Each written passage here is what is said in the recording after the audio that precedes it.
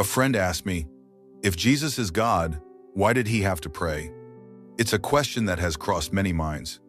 But by the end of this video, you will understand the profound truth behind a mystery that has puzzled believers for over 2,000 years. The Bible tells us that Jesus is both fully God and fully man.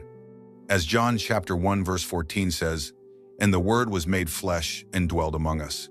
He genuinely experienced all of humanity: hunger, thirst, fatigue, sorrow, and pain, and in that humanity, he needed to pray to God the Father. This wasn't because he wasn't God, but because he had taken on a physical body and was living as the Son of Man among us, with the weaknesses of the flesh. Luke chapter 22, verse 41 records, "And he was withdrawn from them about a stone's cast, and kneeled down and prayed." Jesus' prayer wasn't a performance. It was a genuine prayer to the Father from the perspective of the Son of Man, a created being. Though he was in agony, his prayer was for the Father's will to be done. He set the ultimate example of trust and obedience for us all. But here lies a deeper mystery. Jesus and the Father are one in spirit. However, because the Word became flesh, a distinction was created between his physical presence on earth and the Spirit in heaven. This is why we have the terms Father and Son. The one Jesus prayed to was not another being, but the very Spirit of God. And yet, in his essence, Jesus remained God himself. As it is said in God's Word, Jesus prayed from the perspective of the flesh. Since he had put on a flesh of such normal humanity, it is from the perspective of the flesh that he said, "My outer shell is that of a created being.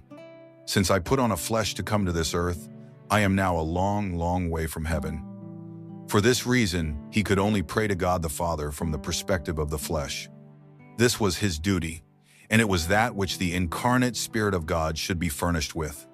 It cannot be said that he was not God simply because he prayed to the Father from the perspective of the flesh. Though he was called the beloved Son of God, he was still God himself, for he was but the incarnation of the Spirit, and his essence was still the Spirit. This is the heart of the mystery. Jesus' prayer doesn't deny his divinity. It proves the reality of his incarnation.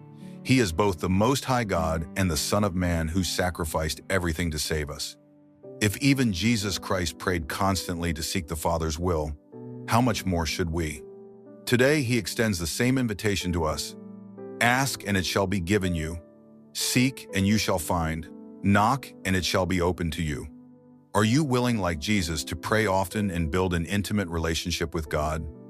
If you are, reply with, "I love Jesus." And I will invite you to our Bible study group to learn his word and draw closer to him together.